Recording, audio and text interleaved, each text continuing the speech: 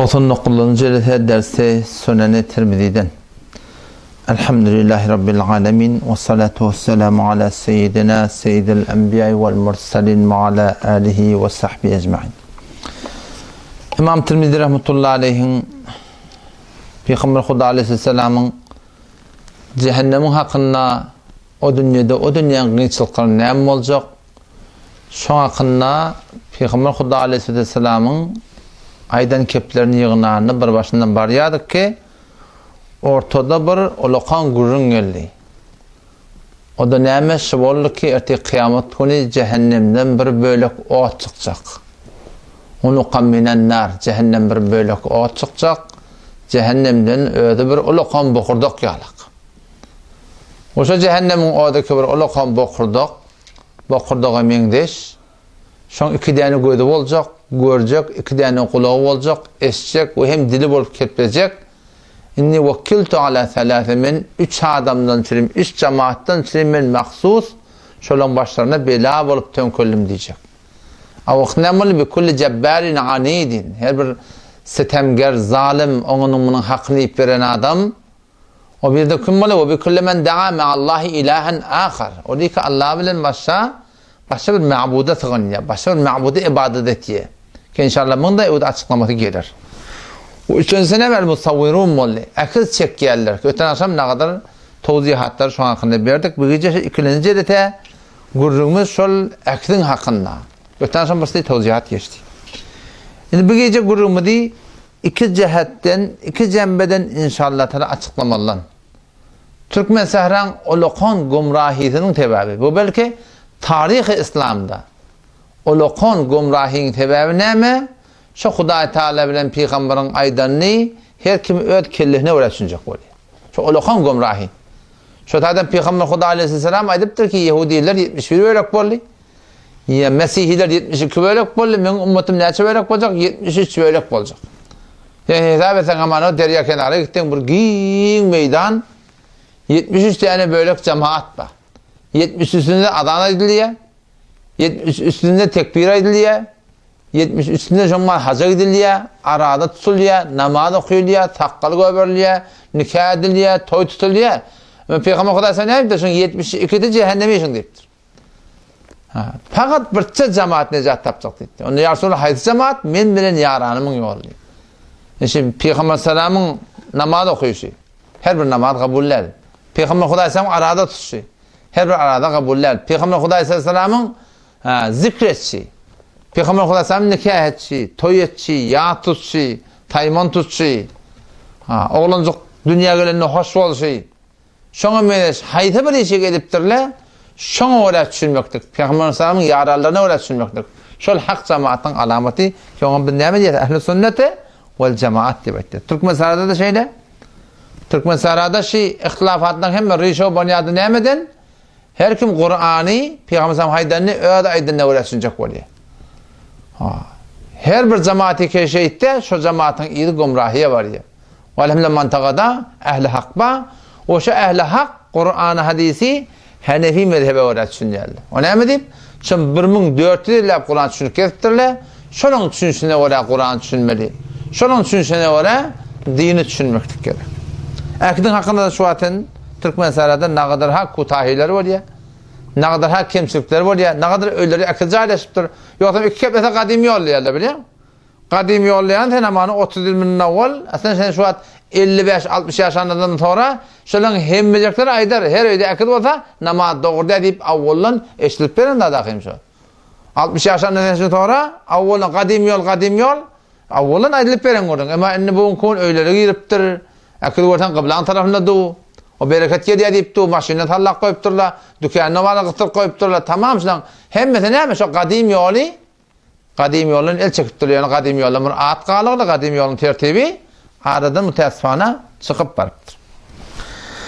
Kutupşat aydın hakikati düşünecek bolsan sen dünyanın umuruna vade şu dürbeni vade sen şu at şu dürbeni yine 15 yıldan bana el çekten kadimi bir derler. Çiğ dürbeni dereptir. 15 yılından oraya yaksalar vade şu at yaksalar vade. Ola derdi değil mi yani? Sen kimin gödüne geliyor? Ceditten gödemel dünyanın hakkında. Maşinler vade 30 yılından sonra peygamberden ne kadar Ona Müslümanın fazla riyadla biliyor. Ama sen şu bir peygamber permoda var. Aynı. Ola kan karışık mı perene adamdan gördüm. Peygamber min pe biçare zat takma min pemnem diyor. Dünyanın bu ne kadar kalsa teden ödemeli. Şu peyda şunla. Ama diyanete kadar kalsa kadim ödemeli. Ama adamı ödemeli. Şagirdlerini ödemeli. Ceditten cedid bir bırdattıysa şunu şu kadime arz etmeli. Şu kadim kabul etse kabul. Kabul etmese şunu kabul etmeli. Öyle diyanetin hakkında kadimi ödemeli. Ne baraydı? Hadislere ve Hanefi mezhebin ulemalarının şekilden hakkında aydın kevin hakkında. An İbn Abbas radıyallahu anhuma enne Resulullah sallallahu aleyhi ve sellem lemma kadime Peygamber Huda aleyhisselam diye o vakti Mekke geldi diye. Mekke'nin Peygamber Huda aleyhisselam kafirlerini basıp alttırlar. Onun leşkeri olup hamlet geldi. O kafirler onu durulmayalar, basıp alıyorlar. O Peygamber Mekke'nin yanına var ya. O içerik girme var ya. İçerik şeyler var kelleni aylattır ya. Daşından ödeptir. Ben mıngsını girecek kadit. Eba yedhulel beyt ve fihil alihe diye. Mıngsını ne kadar botları, dağıtları olup koyupturlar. 360 tane bot Mekke'nin içine alıp koyupturlar. Peygamber Huda aleyhisselam ben mıngsını girmeyen dit. O ne yapar? Ne yapar? Ne yapar? فَاَمَرَ بِهَا فَاُخْرِجَتْ Çıkarın bunlar dediler. Sonra yıkayaktan sahabeler o konuda botları götürüp güppülledi zın yerler, dev yerler, dargat yerler. Dev yerler, dargat yerler. Peygamber Huda aleyhisselam şöyle soram, botlara işaret diye. وَجَاءَ الْحَقِّ وَزَهَقَ الْبَاطِلِ اِنَّ الْبَاطِلَ كَانَ زَهُوقًا Botlara öyle güppülle yıkılar diye. جَاءَ الْحَقِّ وَزَهَقَ الْبَحَقِّ geldi, batıl gitti. اِنَّ الْبَاطِلَ كَانَ زَهُوقًا Batıl yüdeyi gitmedi zaten. Yani arada bir dava oluyor, vuruş oluyor, vakt oluyor. Ahir Allah Teala hakkın tarafını tartıp devam ediyor. Hakkı piruz etti. Sonra فَاَخْرَجُوا sureti İbrahim ve İsmail fi yedihime el-ezlam. Bu gen daha çıktı diye içeriden. Botlardan başka iki tane akid de çıkıp durmasın. Ne mi akidi? İbrahim aleyhisselamın akidi, İsmail aleyhisselamın akidi. O botta sadece akid çıkıp durur. Kağıda, kayşa, bırdada İbrahim aleyhisselamın suratını çakıp koyup dururlar. Ellerine ama ellerine bir form tirle var diye. Şu zamanla el-ezlam diyeni tirle bilen bana kora çekerlemiştik. Fal kurarlamıştık amana. Amana bir iş edecek. O yani ok ya tir bir tane tirdanın içinde şunun üstüne var ahim emerani Rabbi, nehani Rabbi. Rabbim Allah bana emretti. Rabbim Allah beni kaytardı. Ama çok bir şey çek ya bir şey çek onunla. Emerani Rabbi geliyor. Huday bana emretti gidip edermiş şunu. Yeni bir başlar verecekler nehani Rabbi ya. Huday etmeye diye deyip ödeyanın ölülerinin yalanının bir daha da Huday'ın hukmu karar verip şey derlemiştik. Bula da İbrahim aleyhisselam ile İsmail aleyhisselam aklını çekip ellerine yakın tir var diye. Ha ki korra çekilyen, fal çekilyen tir var diye. Peygamber Huda aleyhisselam ayette diye katalahumullah. Allah şöyle lanet etsin dedi. Vallahi kad alimu ennehuma lem yesteksima bihema kad. Allah bilen kasam ki şolar herkes şeyle bir şey etmeye diyen etti. İbrahim aleyhisselam, İsmail aleyhisselam hiç vakti şeyle bir daha bilen kumar edip fal vurup ya şunu mümkün kola çeken daha yok. Fedakalel beyt şunun olur diye çıkarıp diye ben başka bir rivayette gördüm. Şunu Peygamber olsam el bilen bölek diye akiller yurtta diye eperdi diye. Ondan sonra içeri girip fekebbere fi nevahihi yerden Allahu Ekber deyip ve lem yusalli fihi namazı kıymadı diye şunun için dedi. Fe'amerhum en yemhuha fema dekale hatta muhiyet. Ta zamanı ki şöyle botlardan çıkarılmasa, şöyle akillerden çıkarılmasa içeri girmedi. Ta zamanı ki şöyle nabud edilmedi, içeri girmedi. O zaman şu daydan üstada Eşrefeli Tanvi rahmetullahi aleyhi Et-Tekeşşuf an Muhammed et-Tesavvuf diye bir kitabı var. Şun 487. sefetinde 487. sefetinde onunla deyiptir ki iddeyiz muridan adet kerden ki ekse mursidin konuşana teberrukan nezdikiş nigahdaran. Ne kadar muridle var, safıla var, pirim deyip pirim kavuriyen deyip şunun ekillerini ödeyallarını diye teberrukan taklıyarlar diye oradan cühünde pirin ekili var. Azin hadis fazlısız buğdan evveladan sabitmiş evet. Peygamber şu hadisinde belli oluyor ki şunun ödenişe katı bir teleki iş, fasıd iş, günah bir iş, o ne deyip Peygamber Huda aleyhisselam İbrahim Peygamber İsmail Peygamber akıdan koymadı. O şunları icazı vermedi koymaklığına, durmaklığına. Belki şunları nabud etti. O dargattı, ondan sonra içerik girdi. O sen vakti İbrahim aleyhisselam'ın İsmail aleyhisselam akın taklap olmayan mıta sen öz pirin akını ne yaparım öd yanında, öd öğünde taklacak diyen kurun etti diye. Bu suratında ne kadar guluvvet yerle var bir ihtiram ettiyen, bitir idafet hile hormatta bir ziyadır bir etiyerle var diye ki o kolların akıllarını dağıtlarını ya taklap ihtiram edip diye sonra muteberrik bile teberrik bile yerle sonra bereket geliyor deyip bile yerle in hadis akide ve amelana bil kul qalaqamat mi kul şu hadisi ki işte gelip de bağın akiden bereket geliyor mu da akiden bir hayır geliyor mu da Peygamber Huda Aleyhisselam şunun ikisinin akide ne mi derdi saklardı nihayeten eline kıvarağım tiyirlere ayırırdı bunları ayırın akid kavdat ki akiden bir hayır geliyor mu da Peygamber Huda Aleyhisselam hatmi şunu saklardı diyor. Bu hadisin yankılatları Eşşefeli Tanrı Rahmetullahi Aleyhi sırahaten aydıptır. Son hadiste geliyor. Ve anha Hazreti Ayşe radıyallahu anh'a rivayet enneha iştered numraka. Hazreti Ayşe radıyallahu anh'a bir tane diye kişi köpçek tatını attırdı. O fiha tesaviru. Şu köpçekte ekidi varmıştır. Başka birinin köpçek alıptır. Ekidi hayvancı Allah'tan ekileri ve köpçek. فَلَمَّا رَاهَا رَسُولُ اللّٰهِ sallallahu aleyhi ve sellem قَامَ عَلَى الْبَابِ فَلَمْ يَدْخُلْ Peygamber sonra anırdan gelene şeyler içerik selek çeken mormoli köpçek orada diyor köpçeğin üstüne ekidi var durdu diye içerik girmedi diyor. فَعَرَفْتُ فِي وَجْهِ الْكَرَاهِيَّ Hazreti Ayşe radıyallahu anh'a Peygamber sonra yudun mu diye anladım diye şimdi narhap bottu burada da harga etti burada Peygamber Huda Aleyhisselam'ın ınzıydığını فَقُلْدُ ya Resulullah اَتُوبَ اِلَى اللّٰهِ وَرَسُولِهِ Ya Resulullah Allah bilen Peygamber'e ben tövbe ettiyen ben ne mi günah ettim diye. Kesen şu varım yuduk odun ötüyor. Peygamber Huda Aleyhisselam etti diye مَا مَالُ هَذِلْ نَمْرُقَ Bu köpçek neyme etti diye. Bu surat neyme etti diye. Köpçek akıl neyme etti diye. Onu şöyle ben şunu tatın aldım. Kesen sonra yapılantı var. Akın şuparım var. Ödünü yatık edinler yani. Peygamber Huda Aleyhisselam şunu etti diye. İnne ashabı hadis suvar. Bir şey ol bir adamlar ki şu köpçeğe parsa yine burada da canlılardan akın çek yerler. Yuaddebune yevmel kıyamet. Erti kıyamet günü Allah Teala sonra azap verecek. Azap verecek erti kıyamet günü. Şol köpçeğe yaşa parsa yaşayan mesatları akın çeken adamlar diyor. Ve yuqalu lehum ahyu ma halaqtum. Şolara aydılacak diye keşil daşın çeken dağıtlanı, akıl çeken dağıtlanı, canlılardan akıl çeken durun. Şolar dirilt diye edilecek diye. Yani burada diye edilecek ne mi? Şonun elinden gelecek ya ne kadar rüsvayı olacak. Sonra Peygamber ayette de innel beytellezî fiye suvar la tedhuluhul melâike. Bir şey ol bir öyle ki şonna akıl var, canlılardan akıl var. Şolaya ferişte girmedi diye. O hadis hem Sahih Buhari'de geliyor hem Sahih Müslim'de geliyor.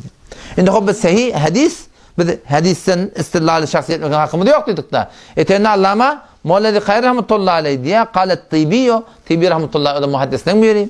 Ve fil hadisi delilun ala imtina'a dukhulul melaike fi beytin fihi suratun innema huve li ecliha. Ona şu hadis delilli ol buraydı ki şuna surat bolsa canlıların suratı bolsa şöyle rahmet perişler girmeyedi. Sevan kanet mubaha ve haraman. Öten sonra gurun etti akım. Ol bir akılları ki defeleniye, ihtiram edilmeye, rahat edilmeye, onlarda günah yok diye ettik. Bir akılları ki tiylak ediliye, hürmet ediliye, göplenmedin her bir akılları var, tiylak olsun, enen kovasın, atan kovasın, şolarda günah karşılık var. Ama öten sonra bir gurun yartı yurtuna kaldı. Mekin ihtilaf ravayip var diye ettim ha. Ki bir akılları var öyle defelen gelip ya, halla halsada, köpçükte burada defelen gelip ya. Şu defelen gelip yerlerde günah yok. Ama onda da rahmet perişi girmeyedi. Ondan şu taydan manakım ödümedi rahmet periştelerden mahrum etmeyecek olsak ne etmeli biliyor musun? Lağıl ama şu şüpheli bolyan otağım. O tadamam bolyan otağım. Oğlan sen maşkiye diyen yerini yeni burada etiyen ki şunu ekidi var burada para. Şoları bir otağa geçirmeli hemen. Kalın otaqla odatlardan hali olsun. Yer hatta imkan sayetmeli patuda aliyan halimde de atlamada şu datlar bolmasın. Ta ki doğru odatda günah karşılığı yok. Ama şu rahmet perişten girmesine sebep olacak. Muallidi Hayr rahmetullahi aleyh Hanefi mezhebinin ulemaları şunu Merkatul Mefatih'te Şerh-i Meşkat'ta şunu açıklama ediptir. Toram Hazretleri radıyallahu anh'dan şu rivayeti getiriyor ki men savvara timtale zir ruh her kimi ki bir canlı dadın diye aklını çekti deyiptir. Canlı dadın aklını çekti. Çoğun botun mecertin, çoğun mücehmetin mecertin kulli fe yevmel kıyame yunfaka fiye ruh. Eti kıyamet günü şöyle adamı mükellef edilecek. Boynuna oklanacak kendine sana can verir. Ve leyse binafihin. Ve leyse binafihin ol adamın ne can verpecek mi? Femma la nehi an tesir ma la ruha lehu. Elbette o bir adamın akıl çekmeli olsa bırdat etme olsa ona ne mi? Şol bir cansız zatlan akıl çekmeli. O bir şey adamın işi şu oluyor biliyor musun? Nakkaşi oluyor. Şu zatlan mana nakkaşi elbette mana huner deyip şonsunun günah koruyan adamlar var. O şol adamlarda bir hopten işi şu da öğreniptir dağını. Başka işi yok. Bu ne etmeli? şol zantı zatdan ekini çekmeli. Hem sana geçler rivayette geliyor. Musnad sahabede geliyor. Nazar ibn Anas radıyallahu anh diyor. Kuntu ibn Abbas radıyallahu anhuma ve hu yufti en-nas. Hazreti İbn Abbas radıyallahu anh'ın yanına otuydum diyor. Şunu anladım diyor. O adam adamlara fetva veriyor diyor. Yani köplen şunu yanına otururmuştuk, yanına bulurmuştuk. Adamlara fetva verirdi diye. Şu zamanında sahabeler muftilerin miydi? Ama la yusnidu ila nebi sallallahu aleyhi ve sellem şey'en min fetihâ. Torullarına peygamber şey deyip aytmardı diye. Belki ödüne fetva verirdi diye. Şu ne mi deyip sen ehyanın istivada aydatan, burada aydatan peygamber aytı deyip beter nazır olacak da. Şu taydan öde istinbat edip Kur'an-ı hadisin öde aydardı diye. Ki istivat edin men istivam olsun. Peygambere var akım ben yalanına bir kep bağlan bolamayın deyip peygamber samdan ne aytmardı diye kendi. Emma diye bir gün cahu raculun min ahlil Arak. Bir zaman diye bir vatta bolla Arak'tan bir adam geldi diye. O adam aytti diye inni raculun min ahlil Arak. Men Arakçı deydi. Ve inni usavviru hadi tesavvir. Men şey akıl çek yani. At, uluğu, canlı cansız. Men işim şey deyiptir da. Men şey kullin akıl çek yani. İbn Abbas radıyallahu anh'a yakirak geldi. Yine yakirak geldi. İkisi taraf yakirak geldi. Ondan sonra İbn Abbas radıyallahu anh'a kaydı ayet ya. Men Peygamber Huda aleyhisselam'ı eşittim diye. Ki men savvara sureten fi dünya. Her kim ki şu dünyada bir suret çekse, zalı da adam suretini çekse, yukallafu yevmel kıyame en yunfaka fihi ruh ve leyse binafiqin. Erti kıyamet günü şol akıl çeken adama zalı da adam akıl çekiptir. Şuna destur verecekten sonra can ver. O da ne yapar? Hiç vaxt ona can verpecek ya deydi. Yankı adam yankı fetvanı eşitip gâtı tandıraklap rengi küllen göçtü. Ne emedeceğini bilmedi. Öyle yani yitiriptir yankı Peygamber Huda aleyhisselamın fetvasını eşitip şeyle burada sen onunla zalıdadın ekini çektin. O şu suratında soğrandı var ama can verme olsa erti kıyametim ben halim neyim olur deyip gâtı kayga kaldı diye. O Hazreti İbn Abbas radıyallahu anh ayette diye vay hak in abeyte illa en tesna' fe aleyki bihades şecer. Vay senin halına deyip böyle harar tolu oturma. Sen ne tekrar etmeli olsan, akıl çekmeli olsan, birden tutunan işin sen doğru cehenneme kaçınıp var diye. Eğer bir vakitte akıl çekmeli olsan, ona bağın akıl çek deyip. Yani bir derya olsun, yani bir zatları ki zantılı olsun, çekmeli olsan şöyle çek, zalıdadın akıl çekme deyip.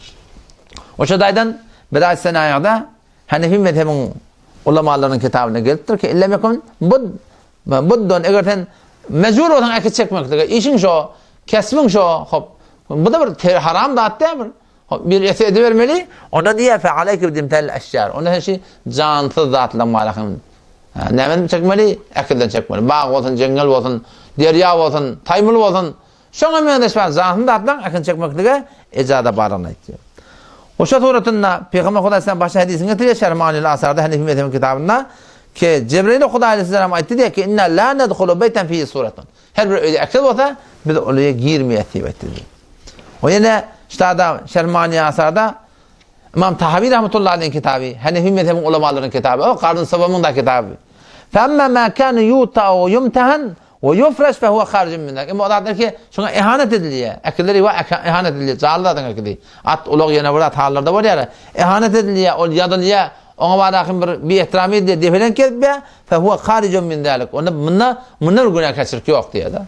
وَهَذَا مَذْهَبُ Ebi Hanife ve Ebu Yusuf ve Muhammed rahimahullah teala. Bu kim mezhebi? Bizim doğru mezhep başlamının akidati şun hakkında şu ki ne mi? Ha şey defeleyen akillerde günah kaçırık yok. Elbette onlardan öyle olmakla ne mi? Rahmet perişten oya girmeslerine sebep oluyor deyiptir. Onun hakkı uğrun da öyle ya. Derloşka ne diyorlar? Kadim yol diyorlar. Kadim yolun uğrunu yani başta geçti de şey değil mi? Sen şu kadim adamlar sen şu sorarsan şolan himmeti akıl haram. Her öyle akıl olsa namaz olmaya. Şuna mühendes kepler şolan ağırlarını istem ya. Ki kıyınan da kadim yollamır şuar kalır ya. Kadim yollamır. Kadim yollamır şuar kalır. Sen şu kadim maddeden ağırlı ne acıdı biliyor musun? Kadim maddeden ağırlı ben 45 yaştan geçtim şu vaat. Ben yadımda anırda erkeklerke heleli belih makardılar. Kaptaraktan yürüyordular. Yüdüğünü örtürdüler. Kadim yol hani şu zatla var mı şu vaat? Bu gün kıyınandak da bilansvet ehli hak ne kadar bedgati ulamalar, ahullar var. O ahun helelin orta arasında onlara gurrun verip yüdüğleri açık, onlara caize verip üstünden pul seçip yeni burada edip Onu iki kepese kadim yola uğra. Kadim yolla şidatlı vardı mı? Kadim yolla bu zatları yoktu. Reddül Muhtar Hanefi mezhebi muteber kitabı. Ona Allame Şamî rahmetullahi ayetiyor ki ekdin haramlarını iki tane illet okuyup durdu. Ellezî yedharu min kelamihim ennel illete ekdin haramlarına immet ta'zim ev teşebbuh kema kaddemnahu. Ekdin haramlarını iki zat sebep oluyor. Ya şun ullamaklık var ya Huday Teala'nın yaradanına mengnes olmaklık var. Otam şu da aydan tenere burada atbarak öde ekide kacaklı olsan Allah Teala'nın yaradanına mengnes olmaklık ki zalı da yapmasın. Subhanallah kim şoňa başon janly da adam da beceriyor da janly da şu elim bilen maran tamdırıp beceriyan taymur beceriyan yeni bir beceriyan janly da beceriyan hem bilýän zahirän bir mengde sormaklyk bar da bunda emma ol jan bermek kimin işi Allah Taala'nın işi odam şu da ekidin haramlygyna iki zat bar ahim delilipdir biräşe Hudaý Teala'nın yaradanına mengde sormak bar janlylaryň ekini çekden we ikilenjen şona ullamaklyk bar etdir o ullamaklyk näme başlatdan ulakarrak Olakan gurun şoňtuna şu ene ata kaka baba mama akydyn goýýarlar. Şonu en olakan gurun näme şolary ullamaklyk ba. Onu aýta ötensem aýtdyk ha eger ýany öýde bir göpleni bolupdyr, birdadi bolupdyr, akydyn goýup durdyň, şonun ullamaklydan erzaklan näme bileşin kellehine aýyrmalan. Şol ördek ike ba, bagy, bagysda adam ike ba, ama şoňa mene şabir haýdy birdadi ike bolupdyr. Tabus ike ba şon kellehine aýyrdan näme diýär? Şo ullamakdan galyya o bir arz estat bolýar. Şu zatları aýyrmaklyk gerek. Ene taňlaryň akıl botyk zatları kullen nabud etmeklik gerek. Ýani taqriban ýetekgümden awal şo ýani ýol halýanyň bir ekler keltirdi. Men öýde kelmeýin. 6 ýaş demeden men bilýän ekler ýerde çekerlerini. Şol ýol halýany taklapdyr şola. O men getirip baglanşak kaliň öýde diýip maňa koýdy. Diýer Mehmet Ýusuf äsen parky ýok. Ama ahyrda Gödeptin da yüreğin hüvayet et yaşan taklamaklığa. Ama ben onu elimden yırttım. Yani yırttım bölük ettim. Ben dedim Hudaý irade edecek olsan yüreği devmeli oluyor. Şundan başka yol yok yani. O şaturatında Allame Şamî rahmetullahi aleyhi ve başka ulakanlar şunu kullen fetva verirdi. Muasir ulemalardan Fethül Mulhim Bişer Seyyid Müslim Mufti Tagîh Beyzullah Teala o da ayette min ecde hadil ahadith vel athar şiyanki hadisden ve başka rivayetlerin bağlılığının sayesinde şolur bololluğu derekli dehebe cumhurul fukaha hem fukahalar şiraya hem de üçlüler ile tahrim-i tesvir diye akıl çekmekliğin haramlığına hem haram diye. O ittikad-ı suvar fil buyut ol balakın öde balakın suratlar balakın zaldarlan suratlarını koymaklığı sevanen kana mucessime ola mucessime olsun lehadillin kelevati olsun ya kelevati olmasın belki akıldan kelevati yok da çe kelevati olsun çe kelevati olmasın fark etmeye haydi bir zaldardan akıldan öde saklamaklık Tağırza näme? Haram eşeddu tahrim ve hum minel kebair diye. Allame İnni rahmetullahi aleyh Umdatul Qari'nin malaki muallifi Hanefi mezhebi ulemaları o näme diye? Kâle ashabuna ve gayruhum. Bizim mezhebimizden şeyle, baştaki mezhebden şeyle tesvir suratul hayvan. Canlı zadın akını çekmeklik haramun eşeddu tahrim. Haram güçlü haramsızlıktır. Ve hum minel kebair öde näme? Günah kebire diye Hudaý taqqın. O zaman şu taydan hakkında qati Hudaýdan gorkmaklyk gerek. Elbette bir görürüm var. Bazen bahane tapıp geldi. Bir de durbin bile çekiyeti ya da. El bilen çekemdak diye. Allame Şamî rahmetullahi näme diýdi? Ekinin haramlaryny iki zat diýdi. Bire mengdeş bolmaklyk, birden emma ullamaklyk. Sen elin bilen çekýän ekini kan ullaýanmy ya? Durbin bilen çykaryp onu rengi edip awallap goýanda goýanyň onu kan ullaýanmy? Muşakkat sahida awdarrak bolsa onu ullaýardy diye. Elin bilen çekilen kan awat kan awdan bolmaýar. Durbin bilen çekilen ekkase bilen çekilen ekid ol beter olakan bol. Beter awdan bolýar, rengi bolýar. Halan heyetinde paşarýardyň. Halan suratynyň rengine bäber paşarýardyň. Nuraniyet paşarýardyň. Subhanallah roganiyet paşarýardyň şey edämi? Ondan şo taýdan Allame Şamî rahmetullahi alayhi kefi ekidin haramlaryny iki zat bar diýipdir. Biri mengdeş bolmaklyk, Allah Taala yaradanlygyna, keren can ödüň barakyn can bere bilmäni, şoň daşynda canly zadyň ekini çekmeklik, we ikinji näme şoň ullamaklyk. Oşa ullamaklyk belki durbin bilen çekilýän ekide, el bilen çekilýän ekide näme bolýar? Güýçli bolup düşýär. Şo taýdan şu zatlar inşallah Taala hatta tamamda ora raayet edilýär. Şeriatda näme sen bir Hudaý Taala Hudaýlardan peýda ýok, bizim evde peýda bar. Bir de bendegi edip Hudaý Taala etmeni süzüne iyi beripdir. Şu bendegide näme diýildi, etmedi we näme diýmese, şondan gewräme çekmek gerek. Vesselamu aleykum we rahmetullah.